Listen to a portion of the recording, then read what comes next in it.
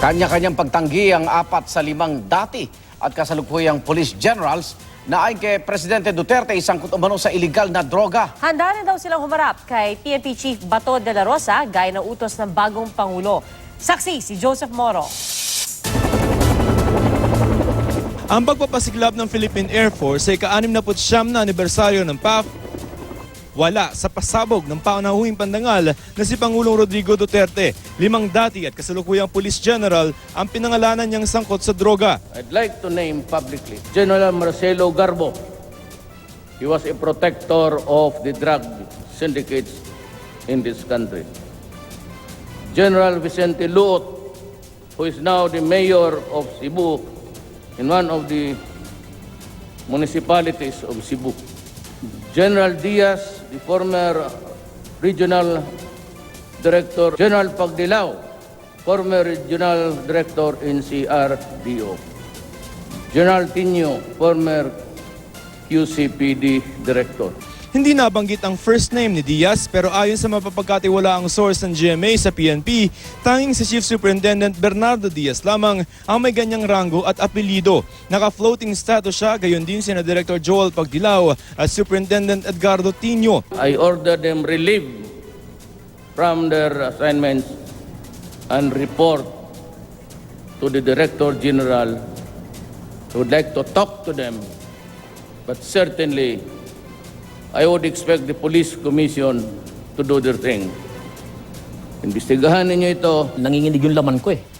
Totoo lang, kasi hindi naman talaga ako involved dyan. Hindi ko alam kung kailan, saan, papaano ako nasangkot dyan sa sinasabi ng ating mahal na presidente na ako involved sa illegal drugs. Ako, I'm willing to subject myself for investigation, kahit magpa-drug test, kahit magpa-lie detector test ako. I have never been involved in illegal drugs activity. Malinis ang aking record, hindi ako nagkaroon ng kaso, hindi walang reklamo sa akin, hindi ako nagpoprotekta ng illegal drugs. Wala pong katotohanan na ako'y protector ng illegal na droga. Inisip ko po yung aking pangalan. Mag-report ako kay Chief PNP bukas. Retired naman si Noy Deputy Director General Marcelo Garbo na tatawag na lamang daw sa amin para magbigay ng pahayag. Retired na rin si Ngayudaan Bantayan Cebu Mayor Vicente Luot. Walang dahilan para magprotekta ako dahil una, wala ako sa drogas na law enforcement function. I was cleared by EDSOT. Ayun. Yung Anti-Illegal Drugs Task Force of the PNP. I am being tried by publicity and kailangan ma-clear ko yung sarili ko. And